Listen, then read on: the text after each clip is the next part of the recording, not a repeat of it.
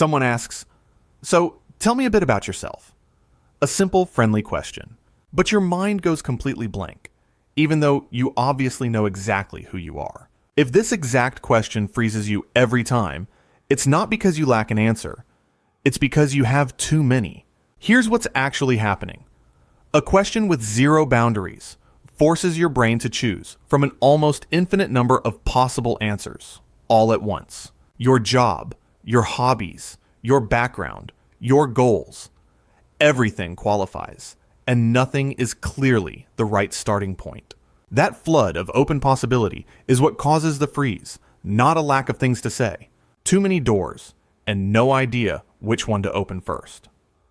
This is the before state, standing at the entrance of an endless, unmarked maze, every path looking equally valid and equally unclear. The information is all there. There's just no structure telling you where to begin. Here's how to turn infinite choice into a simple, ready structure. Step 1.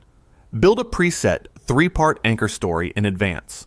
Professional role, current focus, and one personal passion, always in that order, so you never have to invent a starting point live. Step 2. Keep it short and let questions guide the rest. 3 sentences is enough. The other person will naturally ask follow-ups on whatever interests them, so you don't need to cover everything at once. Step 3.